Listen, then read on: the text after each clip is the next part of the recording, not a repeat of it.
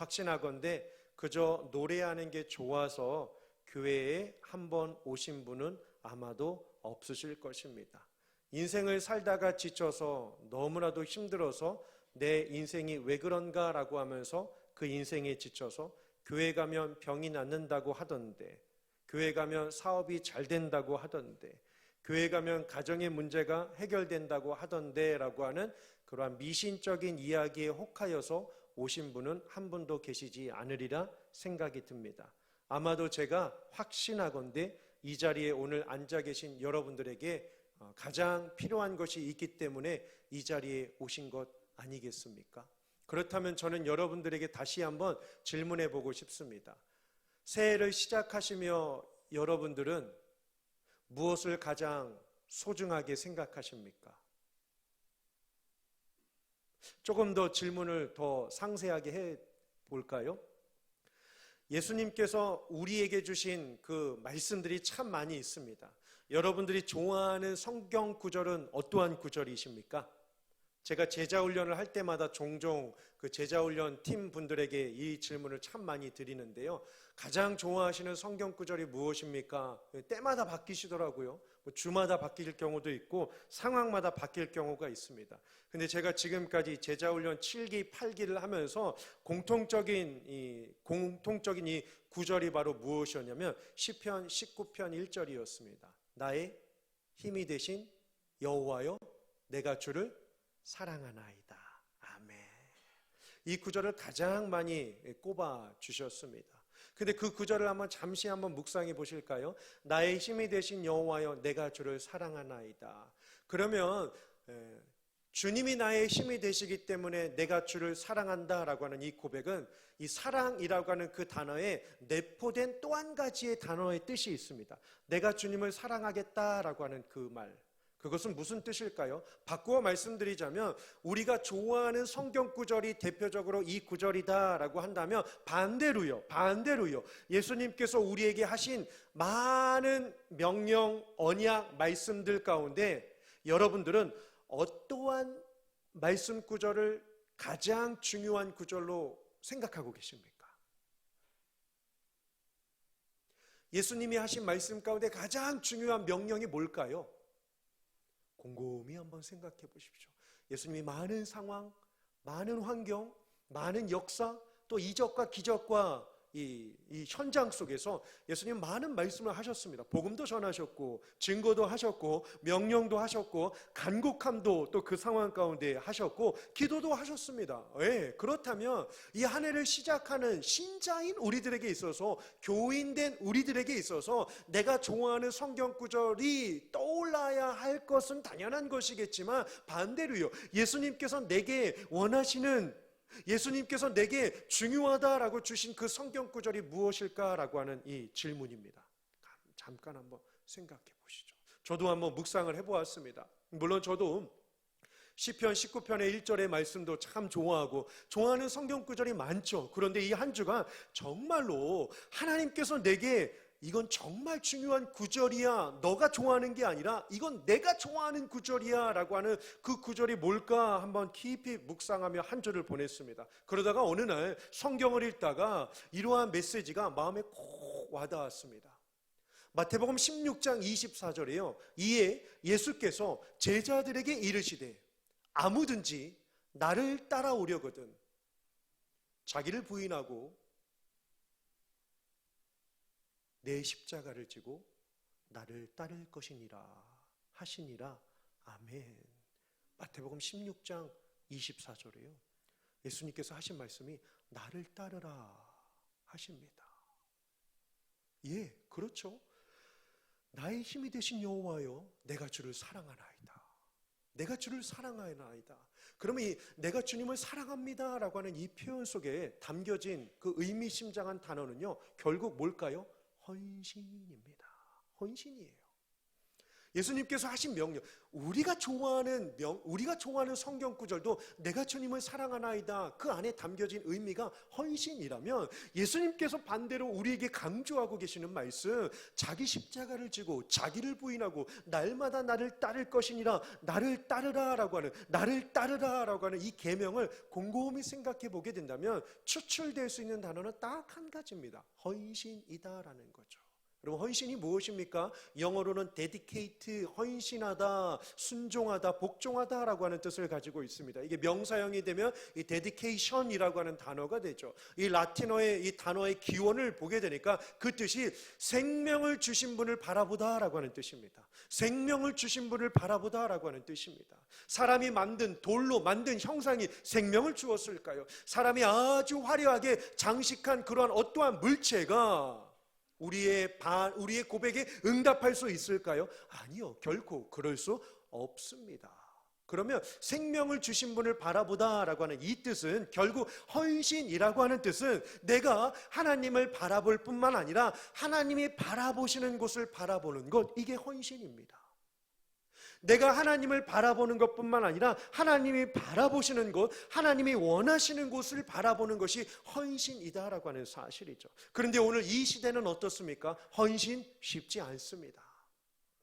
물론 여러분들에게 제가 어떠한 감정적인 것이 있어서 제가 그렇게 표현한 것은 아니니 절대로 오해하지 말고 들으시길 바랍니다. 헌신하고 계십니까?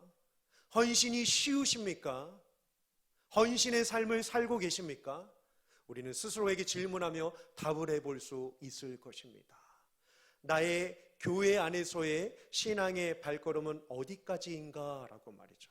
어느 곳까지 여러분들의 발길을 닫고 손길을 닫고 주의 사역을 감당하고 계십니까? 이게 헌신의 삶이란 쉽지만은 않습니다. 왜요? 세상이요, 우리의 이 시대를 얽히고 설키는 것을 좋아하지 않도록 만듭니다. 좀 더 간단하게, 좀 더 간편하게, 좀 더 수월하게, 좀 더 손해보지 않고, 좀 더 발을 담그지 않아도 더 많이 얻을 수 있도록, 더 많이 유익이 찾아올 수 있도록 우리를 만들고 있는 이 시대이기 때문입니다. 그렇지 않습니까?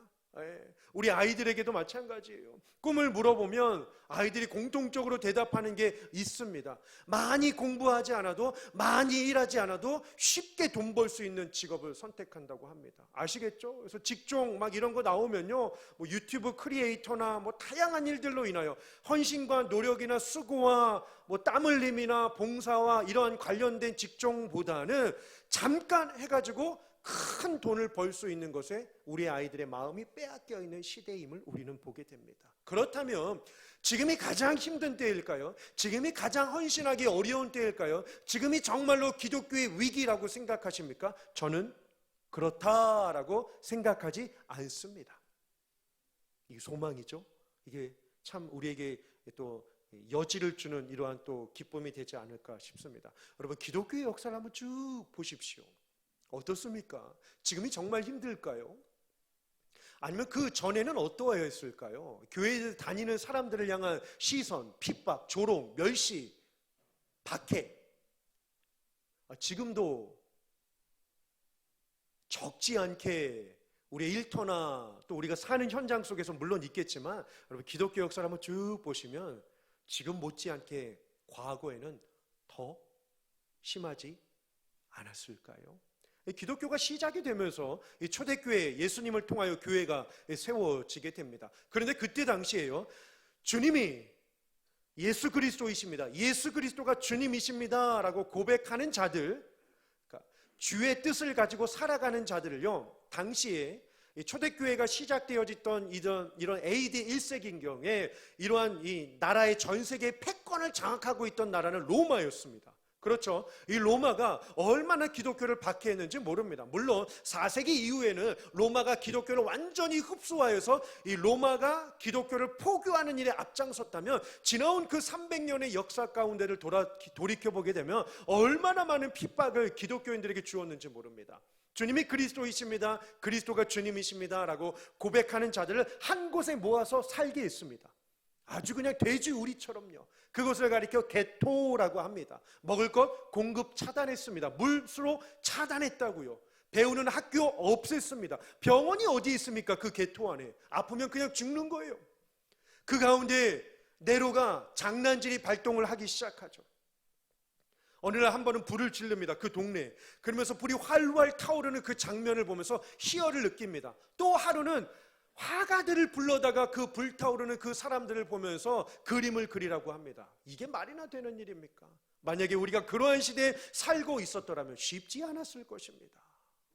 그래서 사도행전 2장 43절부터 47절까지 보시면 사람마다 두려워하는데 라고 하는 표현이 그 가운데 기록이 되어져 있습니다. 왜요? 기독교인으로 사는 게 힘드니까요.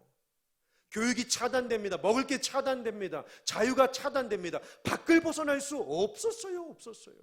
그냥 마음에 따라 우르르 데려와서 너 예수 믿어? 예수 부인해. 반으로 쫙 나눠서 사자굴에 넣게 되어지는 글래디에이터 영화도 아마 보셨으리라 생각이 듭니다. 그냥 처참하게 죽는 거예요. 부인하는 자와 시인하는 자, 이러한 모습을 보는 자녀들의 그 마음속에 예수를 믿는다는 것, 기독교를 갖고 살아가는 것은 공포 그 자체가 아닐 수 없었습니다. 그런데 이게 웬일입니까? 말씀을 보시면 나를 따르라 라고 하는 그 강력한 하나님의 메시지에 이끌려서 헌신을 다짐하는 그들이 더 모입니다.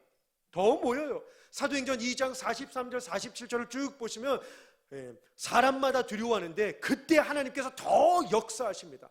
사도들을 통하여서 기적과 표적을 많이 나타나게 하신지라 라고 하면서 사람마다 모이면서 먹을 것을 나누고 떡을 떼며 주를 찬양하였다라고 이야기를 합니다. 기쁨이 가득하였다라고 이야기를 합니다. 자기의 소유를 팔았다라고 이야기를 하고 있습니다. 세상이 보면 신기한 거죠. 세금을 2배 더 내야 돼요.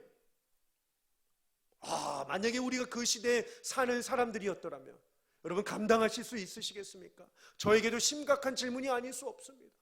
모든 게 차단되고 세금은 더 내야 되고 아프면 그냥 방치되어지는, 조롱을 당하고 돌을 맞아도 뭔가 항의를 할 수 없는 그런 비참한 시대 속에서 그리스도인으로 산다는 것은 도망치고 싶었겠죠. 탈피하고 싶었겠죠. 부인하고 싶었을 것입니다. 그런데 이게 웬일입니까? 이 로마의 역사를 보시면 오히려 그들은 그 고난 중에서도 우리보다 얼굴이 더 기뻐 보였더라라고 하는 역사의 기록이 있습니다. 성경에도 마찬가지예요. 사도행전 2장 47절을 보시면요, 주께서 그들을 통하여 믿는 자의 수가 더하게 하셨다라고 말씀을 하고 있습니다. 이방인들에게 복음이 전해지고 이것이 참된 기쁨이요, 이것이 참된 소망이요, 하나님을 의지하며 나아가는 것이 큰 확신임을 깨달으면서 이 땅을 바라보는 것이 아니라 영원한 하나님 나라를 바라보면서 그들은 그들의 삶을 끝까지, 누군가는 그 비참한 죽음에 죽었겠죠. 누군가는 비참한 사자의 밥이 되어 삶을 마쳤던 자들도 얼마나 많이 있는지 모릅니다. 하지만 그들은 주님을 부인하지 않았습니다. 이유가 뭘까요? 헌신을 약속했기 때문입니다. 헌신을 약속했기 때문입니다. 여러분, 헌신은 누가 하는 걸까요? 신학적인 배경이 있어야 할까요? 몇 대 그리스도인의 기독교인의 집안만 헌신을 할 수 있는 것일까요? 신학교를 가서 공부를 하고 수학을 해야 헌신을 할 수 있는 걸까요? 장로 직분을 받고 안수집사 직분을 받고 권사로 세워져야지만 헌신을 할 수 있는 것일까요? 아니요, 그렇지 않습니다. 헌신은 모든 그리스도인들에게 부여된 사명입니다. 누구에게요? 교회에 있는 자들에게요. 여러분, 교회가 무엇입니까? 교회는 건물이 아닙니다. 이에 초대교회는 300년 동안 교회 건물이 없었습니다. 모이는 곳이 교회였으니까요. 제가 여러분들에게 교회의 뜻을 정확하게 설명을 해드릴게요. 스스로 자기가 하나님만을 통하여, 그리스도의 은혜만을 통하여 구원받았음을 증거하고 고백하는 무리가 교회입니다. 화면 한번 보여주실래요? 교회란 한번 읽어보실까요? 시작. 자신이 하나님의 은혜만으로 그리스도를 통해서만 구원받았음을 증거하고 고백하는 사람들의 모임, 이게 교회입니다. 건물이 아닙니다. 모임이 교회예요. 모임. 그래서 교회라고 하는 이 헬라어 에클레시아 들어보셨죠? 에크라고 하는 뜻은 밖으로라고 하는 뜻입니다. 무엇으로부터? 밖에서부터 모인 자, 클레시아, 한 목소리를 내기 위하여 모인 자가 교회입니다. 밖으로부터, 세상으로부터, 어둠의 영으로부터 그것을 벗어나서 한 곳으로 모여 한 이야기를 하는 공동체가 바로 교회라고 하는 사실입니다. 그래서 교회는 신앙생활의 모임입니다. 신앙생활은 나 혼자 할 수 없죠. 내 인격을 고치기 위하여, 신앙의 성품을 자라기 위하여 하는 것이 이 교회가 아닙니다. 교인으로 산다라고 하는 것은 첫 번째 화면입니다. 첫째, 다 함께 읽어보실까요? 시작. 자신이 구원받았음을 확신하기 위해서입니다. 교인은 구원 얻기 위하여 교회 다니는 자가 아닙니다. 교인은 구원을 확신하기 위하여 신앙생활하는 자가 교인입니다. 여러분, 이 의미가 정말 달라요. 천국 가려고 교회 가는 것이 아니라 천국의 기쁨을 준비하는 자가 교인임을 믿으시길 원합니다. 의미가 다르죠. 천국 가려고 교회 가는 거? 아니요, 그건 교인이 아닙니다. 구원받기 위하여 교회 가는 것? 아닙니다. 교인은 구원의 감격으로 사는 자가 교인입니다. 그렇죠? 구원의 감격으로요. 구원의 감격으로요. 하나님이 내 안에서 일하시는 삶, 하나님이 나를 통하여 보여주실 그 삶을 기대하며 살아가는 것이 교인이라고 하는 뜻을 가지고 있습니다. 두 번째는요, 넘어가세요. 이에 교인에게 필요한 중요한 것이 바로 무엇이냐면 세상을 복음화하는 사명이 우리 모두에게 주어져 있습니다. 세상을 복음화하기란 쉽지 않습니다. 나 혼자 복음을 전하는 것도 어려운 일이니까요. 그런데 우리 성도 한 사람 한 사람이 구원의 감격을 가지고 하나님의 위대하심을, 하나님의 놀라우심을, 하나님의 일하심을 함께 모여 고백하고 함께 모여 격려하게 된다면, 이 안에서 믿음의 공동체가 잘 형성이 된다면 어떻게 하게 될까요? 세상으로 나아가 복음을 전하는 아름다운 일이 분명히 이루어질 것이기 때문입니다. 그래서 교회의 본질은 선교예요. 선교. 교회의 이 기관의 본질은 선교와 구제라고 하는 사실입니다. 예수 그리스도의 옛자를 알지 못하고 죽어가는 자들이 얼마나 많이 있는지 모릅니다. 이에 하나님께서 우리에게 원하시는 헌신이 무엇일까요? 바닥을 잘 쓰는 것일까요? 청소를 열심히 하는 것일까요? 물론 이것도 다 중요한 일이긴 하지만 우리 한 사람이 구원의 감격이 충만하여서 죽어가는 영혼들에게 찾아가 다가가 복음을 전하는 것, 이건 정말로 아름다운 일이 아닐 수 없습니다. 저는 꿈꾸는 이 다양한 모습 속에서 우리 봄에 되면요, 한번 이렇게 한번 해보시면 어떠시겠습니까? 지금도 물론 할 수 있겠지만 꽃피는 봄이 오게 되면 주일 오전에 우리가 다 같이 예배드리고 함께 점심 식사하시고 나신 뒤에 그 주일 오후에 온 성도가 이 지역에 나가서 하나님의 복음을 전하는 거예요. 얼마나 기쁘겠습니까? 왜요? 주님은 주님의 날이니까요.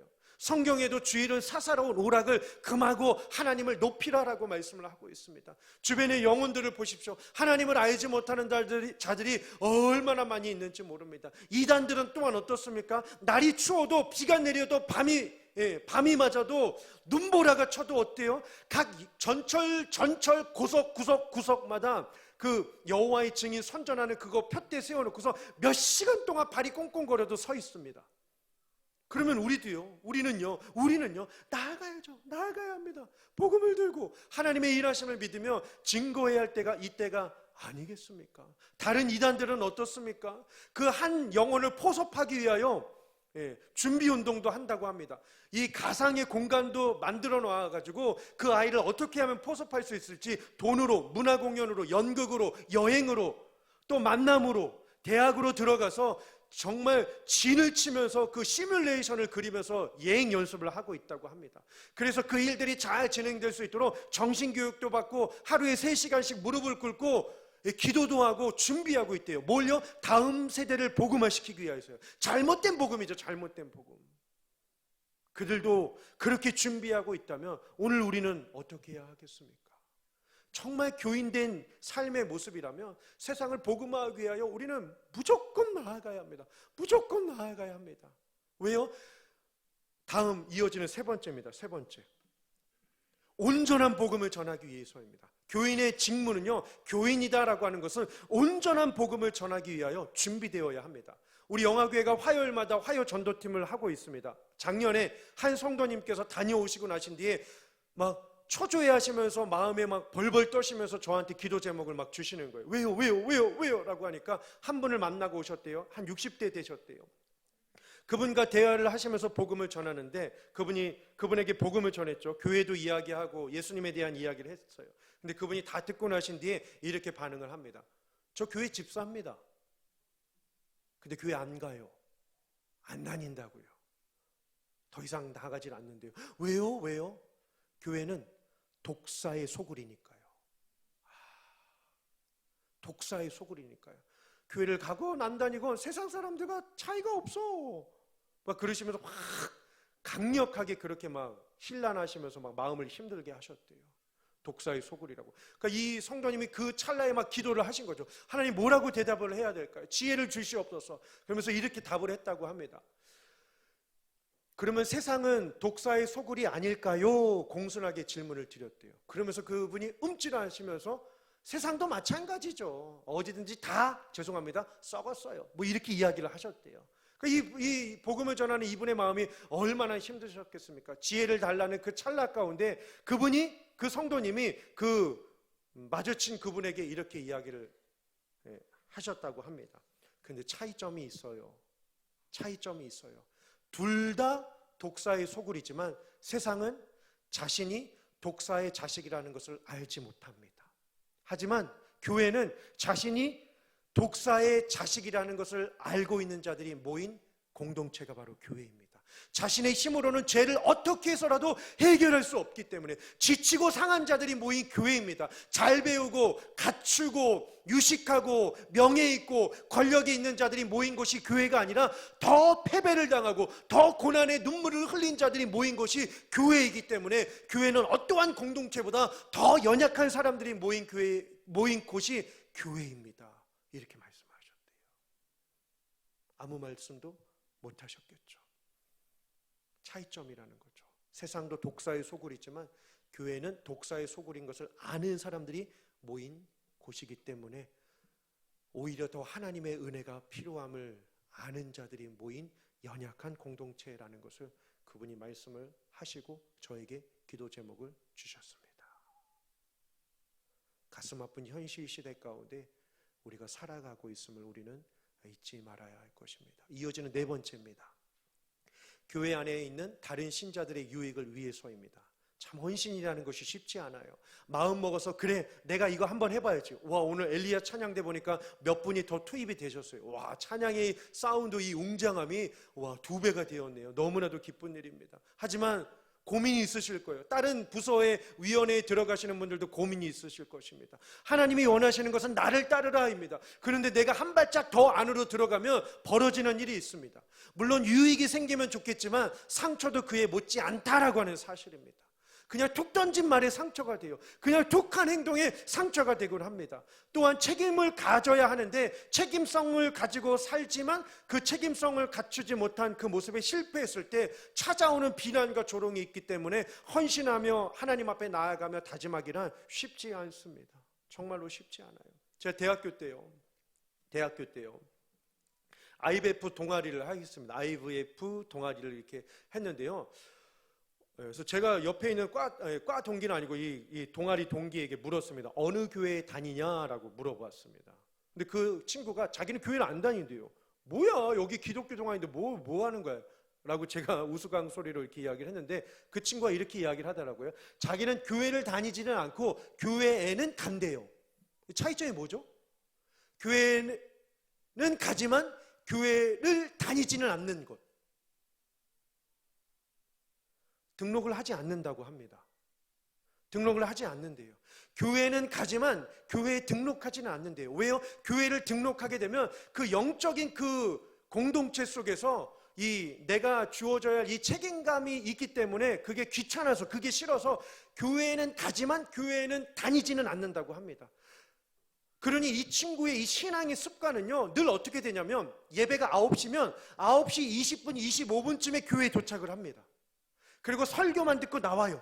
그 이후에 진행되어지는 찬양, 헌금, 광고, 축도 그냥 안 받고 그냥 오늘 내가 이 교회 가고 싶으면 찾아서 가고 신문을 통해서 가고 소문을 통해서 갑니다.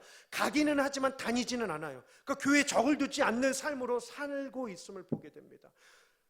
그때도 20년 전에도 그랬는데 지금은 어떻겠습니까? 너무나도 많겠죠. 코로나가 한몫 더했으니 말이죠. 통계를 보시면 80%만 지금 교회에 출석하고 있는 상황이니까요. 나머지 20%는 어디 계실까요?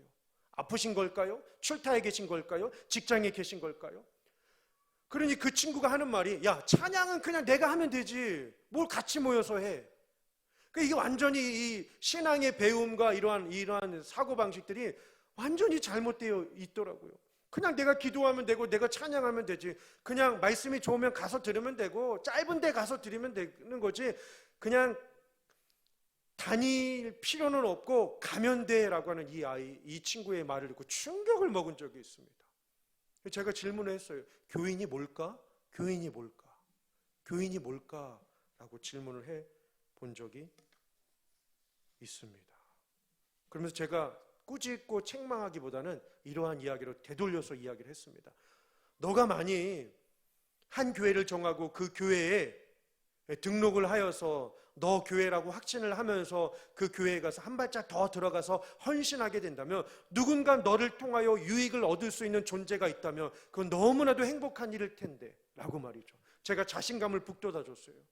누군가 너의 손길, 너의 사랑, 너의 섬김, 너의 헌신을 받게 되면 누군가의 영의 유익함을 얻을 수 있을 터인데 라고 말이죠. 예. 교인의 모습이 바로 이러한 모습입니다. 교회 안에 있는 다른 신자들의 유익을 위해서라고 말이죠. 물론 헌신은 쉽지 않습니다. 고난을 감수해야 합니다. 듣는 이야기가 얼마나 많이 있겠습니까? 하지만 우리가 들어야 할 이야기, 바라보아야 할 대상을 바로 바라보게 된다면 우리는 헌신의 삶을 살아가게 될 때 실망이 아니라 오히려 더 유익함을 누릴 수 있게 될 것입니다. 마지막으로요, 우리가 하나님 안에서 교인된 이 중요한 이 사명, 바로 이 마지막 한 가지는요, 결국 우리가 이 땅에 부르심을 받고 보냄받은 목적을 잘 이해해야 합니다. 하나님께 영광을 돌리기 위해서입니다. 이 시대에 왜 하나님께서 나를 영화교회에 보내셨을까? 이 현장에서 하나님께서는 내가 지금 무엇을 하기를 원하고 계실까? 이 가정 안에서 나는 아빠로, 엄마로, 아들로, 딸로, 부모로 하나님께서 원하시는 모습이 무엇일까를 끊임없이 묵상하셔야 됩니다. 결국 답은 하나가 되겠죠. 하나님께 영광을 돌리기 위해서입니다. 우리가 이 하나님의 제단에서 한 발짝 더 신실하게 나아가 헌신하는 삶을 살게 된다면 이 지역은 어떻게 될까요? 이 사역은 어떻게 될까요?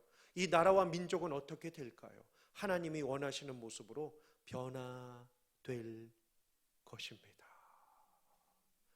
우리가 하나님 앞에 민기적거리는 마음, 갈팡질팡하는 마음으로 이도 아닌 저도 아닌, 이것도 아닌 저것도 아닌, 이 모습도 아닌 저 모습도 아닌 중간에 낀 상태로 있다면 어떠한 유익도 얻지 못하고 유익도 나누지 못할 것입니다. 하지만 교회 안에서 올 한해 내가 한 발짝 더 주님께 나아가서 교회를 유익하며 교회의 덕을 세우며 살아가는 것들로 충만해지게 된다면 세상에 나가서 우리의 삶이 어떻게 될까요? 베드로전서 2장 12절입니다. 다 함께요. 시작. 너희가 이방인 중에서 행실을 선하게 가져 너희를 악행한다고 비방하는 자들로 하여금 너희 선한 일을 보고 오시는 날에 하나님께 영광을 돌리게 하려 함이라. 아멘. 말세치 말해 주신 마지막 사명, 저는 이 말씀을 한번 꼽아보고 싶었습니다.